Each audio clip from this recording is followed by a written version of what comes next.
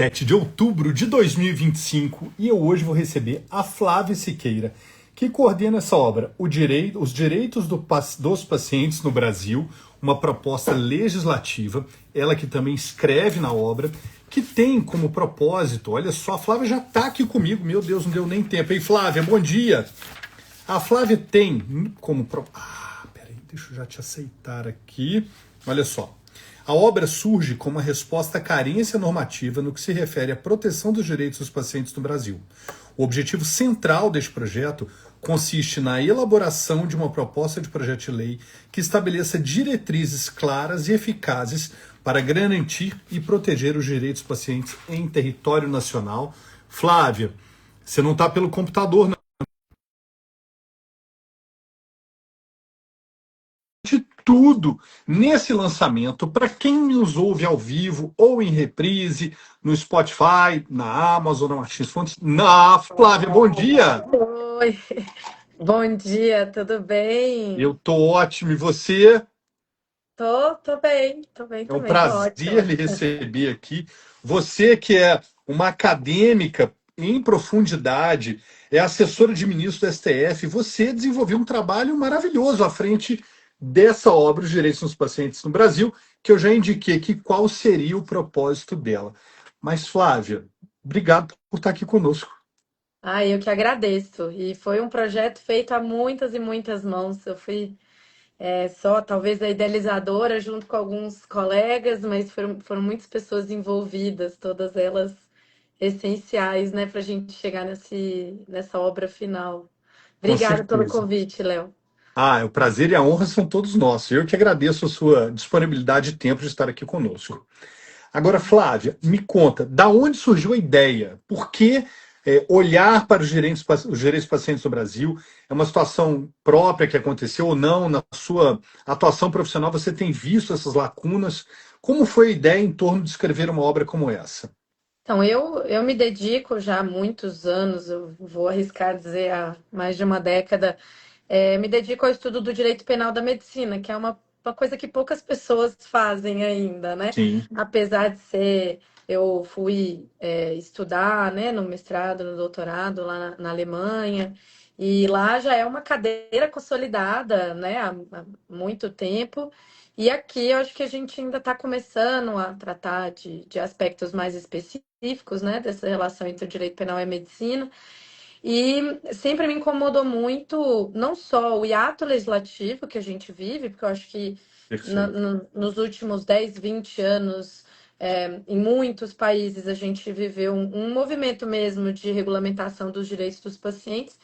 E no Brasil, ainda essa lei ainda não existe. E isso gera vários problemas que eu identifiquei não só na definição da responsabilidade penal do médico ou do profissional de saúde, mas também, e aí daí veio a ideia do projeto, também no direito civil, na esfera administrativa, em tantos outros âmbitos.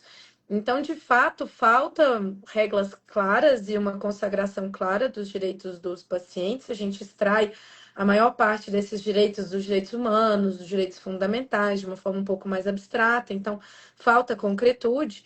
E isso gera também um segundo problema que também me incomoda muito, que é uma certa extrapolação da atribuição regulatória do CFM, que, como não existe, né, uma delimitação clara na lei a respeito das premissas, né, os pressupostos de intervenção nos corpos das pessoas, o CFM acaba literalmente legislando e então disciplinando sobre direitos fundamentais dos pacientes.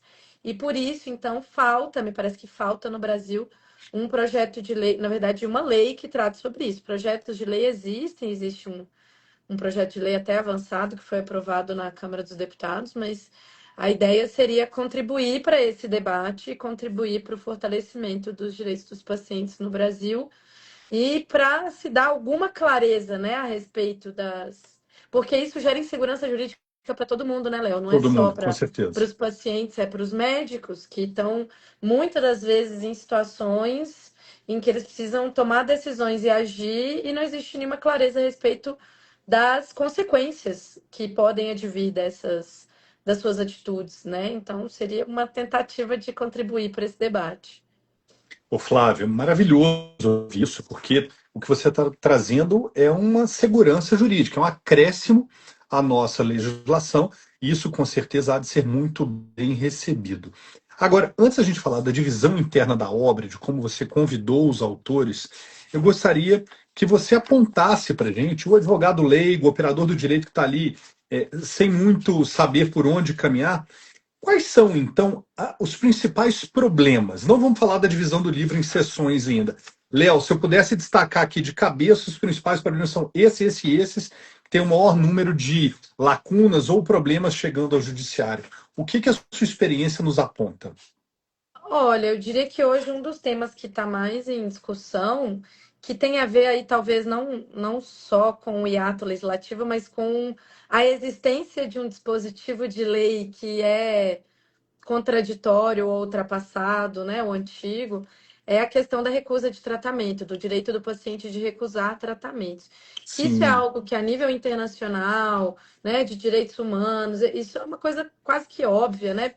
No precedente paradigmático lá do Tribunal do Império Alemão, que fixa o direito de recusar tratamentos, é de 1894, ou seja, é uma coisa é quase que arcaico demais. evidente e que para nós aqui parece que não existe ainda muita clareza. A gente teve um julgamento muito importante aqui no Supremo recentemente sobre especificamente sobre recusa de tratamento de pacientes testemunhas de Jeová, mas com algumas limitações ali, porque não eram situações de urgência, né? Era uma discussão um pouco mais restrita. Agora a gente tem duas ADPFs que estão em julgamento, a DPF 618 e a 642, que visam justamente a questionar um dispositivo lá de 1940 do Código Penal, que diz que o médico poderia intervir sem o consentimento em casos de risco para a vida, né, do paciente,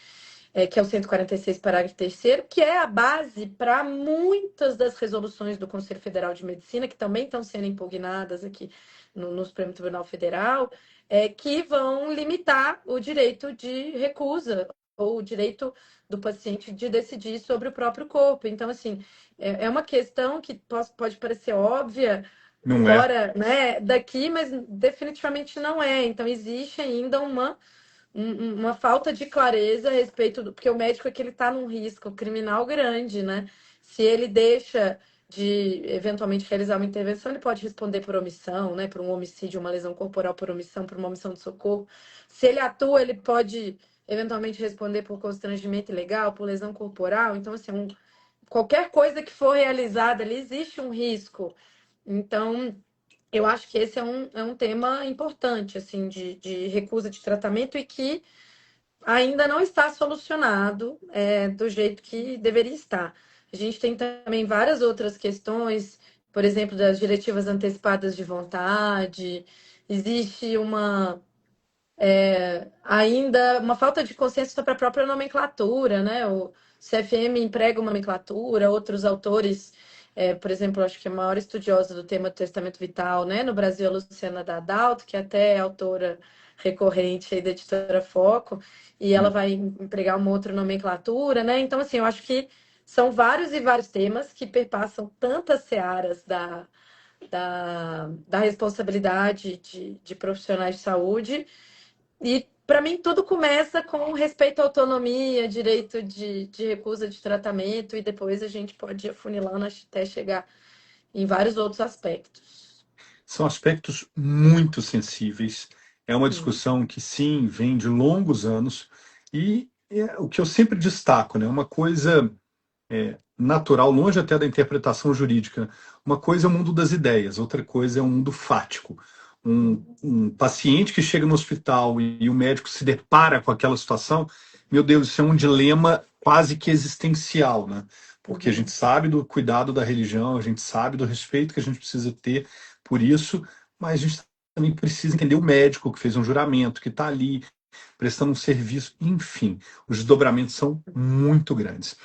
Agora, Flávia, conta para mim como foi escolher. Você falou da Luciana Dadalto, mas a gente tem outros expoentes desse debate no Brasil, né? Tem o querido Vitor Almeida, que é um dos autores mais sensíveis e competentes do Brasil. Como foi escolher esses autores, e aí sim a gente entra propriamente dito para quem nos ouve em reprise ou pelo Spotify, na subdivisão interna do livro, né? Como é que você fez as seções do livro? Então, primeiro vamos falar dos autores. Então, na verdade, a ideia do projeto, quando ele foi aprovado, né, porque foi um projeto financiado pelo MAC Pesquisa, da Universidade Presbiteriana Mackenzie, no Parabéns, estado de diga-se São de Paulo. passagem. Isso, enfim, eu apresentei um projeto, né? O financiamento foi aprovado. E a ideia aqui foi construir vários GTs que tratassem de aspectos específicos dos direitos dos pacientes e que cada um desses GTs conjugasse pelo menos dois coordenadores, um do direito penal e do direito civil, porque uma das coisas que mais me incomoda, e na verdade a execução desse projeto foi um grande desafio, é que parece que nós falamos linguagens bem diversas, né? No Que direito coisa. penal, no direito civil, na esfera administrativa. Muitas das vezes estamos tratando das mesmas coisas, mas sem, de fato, tratar exatamente, né, sobre o Ou a mão no mesmo. problema. Isso, e aí eu queria muito que esse projeto fosse um projeto bastante interdisciplinar e que tivesse o olhar de um penalista, de um civilista, né, de pessoas que realmente lidam com isso na prática e que a gente pudesse chegar aqui num projeto de lei que tivesse efeitos práticos concretos, bem definidos para todas essas áreas, né? Então, foram vários GTs, na verdade, eu não conseguiria, foram 14 GTs no final das contas. E Uau. envolveu também pessoas que, no fim, não foram, não contribuíram com artigos, mas que contribuíram muito para a pesquisa, para os debates, né? Como o Gustavo Ribeiro, da Federal de Lavras, ou a Paula, da PUC-Rio, que também né, foram essenciais aqui para os debates. Mas a ideia foi, no início, tratar dos temas relativos a respeito à autonomia do paciente, então a gente tinha GT sobre recusa de tratamento, GT sobre direito à informação, né? Então, dever de esclarecimento médico, quais são as premissas, né?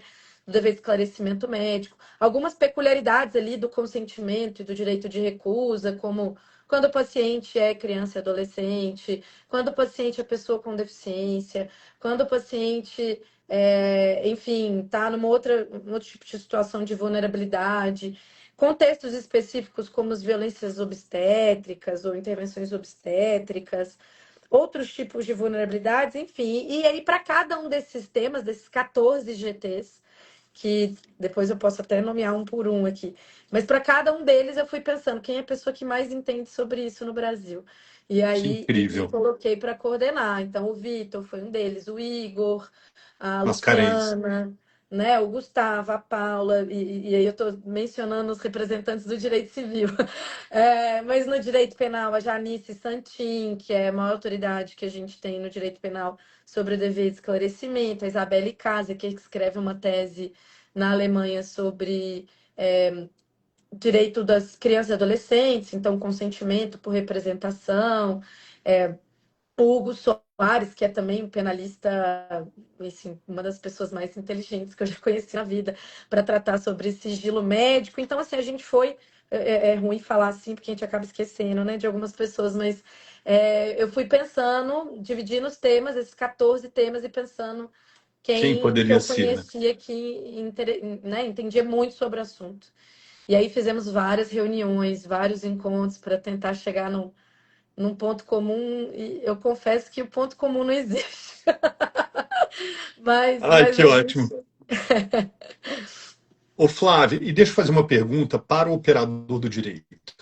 É uma área que ainda se percebe muita ausência de cobertura e segurança, como você já bem Uhum. disse, né? Então, aquele jovem advogado, ou aquele advogado que pensa em fazer pivotar a carreira, ele encontra no livro um manancial de debates maravilhosos, não é isso? Exatamente, eu acho que aqui todos os principais debates, assim, pelo menos o objetivo foi abarcar todos os principais aspectos a respeito dos direitos dos pacientes no Brasil. E o Perfeito. interessante do livro é que a gente faz não só digamos, uma exposição de motivos do projeto de lei. Não, é uma exposição sobre o estado da discussão no Brasil e fora do Brasil. Vocês vão encontrar aqui várias tabelas, por exemplo, comparativas de legislações estrangeiras ou Eu até ia de te perguntar projetos de isso. lei, né, que já Sim. existem. Então, assim, uma pessoa que quer se informar a respeito do assunto, ela pode pegar o livro, né, e ela vai ter já ali o estado da arte, o estado da discussão desse tema no Brasil e quais são os passos além, né, os passos para o futuro que a gente quer dar com esse livro, com essa obra. Magnífico. E olha, para quem não sabe ainda, o que é difícil não saber, mas lá no site da Editora Foco, os interessados podem baixar uma degustação da obra que contém as primeiras linhas de cada um dos capítulos e assim conhecer um pouco mais da obra antes mesmo de comprá-la. Isso é um compromisso da Editora Foco com o respeito ao consumidor, ao interesse nosso em propagar conhecimentos de qualidade, como esse livro da Flávia, Os Direitos dos Pacientes no Brasil, uma proposta legislativa. Mas agora, falando então das sessões, os 14 GTs viraram 4 sessões. A Isso. gente tem a primeira sessão, que é o respeito à autonomia e à dignidade do paciente. A segunda sessão, direitos dos pacientes, vulnerabilidades e interseccionalidades. Olha, consegui falar sem gaguejar esse. Difícil. Terceira sessão, privacidade, direito do paciente ao sigilo e à objeção de consciência do médico. E a quarta sessão, que eu acho que a Flávia adora também, é os direitos dos pacientes e o direito penal. Flávia, fala um pouquinho do seu artigo, que é o Paradigma de Respeito à Autonomia dos Pacientes e suas implicações no direito penal na medicina, em especial sobre a ilegitimidade das intervenções médicas arbitrárias. E a gente caminha para o encerramento, mas ainda tem uma pergunta final. Mas primeiro, me fala do seu artigo. Vou tentar ser breve. Esse artigo, claro, como penalista, que aprendi muito com todos os Os meus colegas da civilistas. bioética e do direito civil aqui nesse projeto, eu não poderia deixar de trazer a leitura penal de todas essas discussões e quais são os reflexos, né, dessas discussões para o direito penal, para a determinação da responsabilidade penal do profissional da Do medicina. profissional. Então, o meu objeto de pesquisa aqui nessa área é aquilo que eu denomino de intervenções médicas arbitrárias, que são as intervenções médicas realizadas sem o consentimento válido ou contra a vontade do paciente. E aqui propõe, então, uma guinada na compreensão tradicional brasileira a respeito desse tema, porque a gente ainda está preso nessa leitura tradicional do 146, parágrafo 3º do constrangimento ilegal, que vai dizer que a rigor, o médico teria até que pedir licença para intervir no corpo de alguém, mas se houvesse algum risco para a vida daquela pessoa, ele teria o direito de intervir. Eu vou colocar essa postura, que é considerada uma postura paternalista, em xeque e trazer os fundamentos baseados no respeito à autonomia do paciente, pelos quais eu acredito que a leitura deve ser, na verdade, a leitura oposta, que Sim. o respeito à autonomia do paciente impõe ao médico um dever de se abster de realizar qualquer intervenção contra a vontade declarada daquela pessoa ou sem o consentimento válido, e para isso são muito relevantes a observância dos pressupostos de validade do consentimento, porque o consentimento não é um mero sim, ele é um sim a isso, e o conteúdo do isso tem que ser esclarecido pelo médico. Então, a minha leitura é uma leitura fundada no respeito à autonomia do paciente, segundo a qual a omissão do médico, né, que deixa de intervir numa situação de recusa, ela não é punível. Por sua vez, se o médico opta por intervir contra a vontade ou sem o consentimento, ele poderia praticar uma conduta punível a título de lesão corporal, ou a depender do caso de constrangimento ilegal, né? Então é uma mudança aí um De pouco. paradigma forte. Sim, sim, sim. Vamos ver se emplaca, né? Muito bem. Ô, Flávia, o livro é maravilhoso e o seu trabalho à Obrigada. altura dessa magnitude da reunião de inúmeros saberes em torno do tema. Agora, como é que ele efetivamente caminha para ser uma proposta legislativa? O que você tem feito no sentido de buscar a conversão desses debates, uma lei que traga essa segurança para os pacientes no Brasil? Pois é, isso é o próximo passo. Eu confesso que eu ainda estou engatinhando nele, porque assim, já existe um projeto, Sim. muito bom, que seria uma grande conquista para os direitos dos pacientes no Brasil, mas que ainda não trata de todos os pontos, né? Como que a gente fez um projeto com mais detalhes aqui, que é um projeto que já foi aprovado na Câmara, que está no Senado.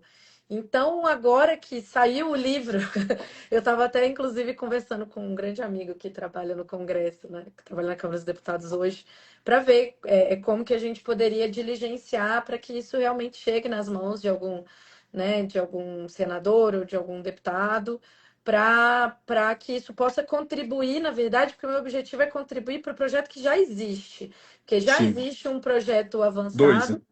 Isso, esse projeto é um projeto que dentro daqueles que eu tinha avaliado, eu acho que é PL 5559 de 2016, se não me falha a memória o número, que é o projeto que estava mais avançado, que agora está no Senado. É, assim, eu imagino que a melhor estratégia seria tentar contribuir para o texto que já existe. Então, assim, adicionar coisas ou trazer outras propostas a partir do texto que a gente trouxe aqui, porque seria, né, começar uma nova proposta, eu acho que perderia um tempo de ganho que a gente já teve, né, com essa tramitação muito grande. Então, eu acho que para o futuro, agora que finalmente, né, a gente tem o livro em mãos e eu estou muito feliz com essa publicação, a gente vai avaliar em conjunto, né, todas essas pessoas envolvidas aqui no projeto, quais são os próximos passos para que isso possa virar realidade e a gente espera que vire. Vai virar, com certeza. Flávio, muito obrigado pelo seu tempo aqui conosco. Desejo largo sucesso à obra e já vislumbro aqui uma nova edição com alguns pontos que já fervilham em minha cabeça. Mas isso fica para uma outra oportunidade e eu desejo sim que o livro tenha o sucesso e o espaço que ele merece ter. Parabéns. Muito obrigada, Léo. Olha, já estou ansiosa para ouvir as suas considerações também, mas de qualquer forma eu queria agradecer profundamente a você, a Roberta, a todo mundo da Foco, né? É um prestígio para nós poder publicar essa obra numa editora tão renomada, tão importante, sobretudo na área do Bondade sua. direito. Né, nessas relações entre o direito e a medicina, é um privilégio para nós. Eu fiquei muito feliz, queria agradecer muito e agradecer toda a atenção. Obrigada, Léo. Nós é que agradecemos e desejamos a todos que têm nos assistido aqui ao vivo, em reprise, que fiquem com Deus e com saúde e que nos acompanhem no nosso próximo encontro rumo a pesquisas como essa da Flávia, os direitos dos pacientes no Brasil, uma proposta legislativa. Muito obrigado de novo, Flávia. Grande abraço Muito e até a obrigada, um próxima. abraço para todo mundo. Tchau, tchau. Tchau.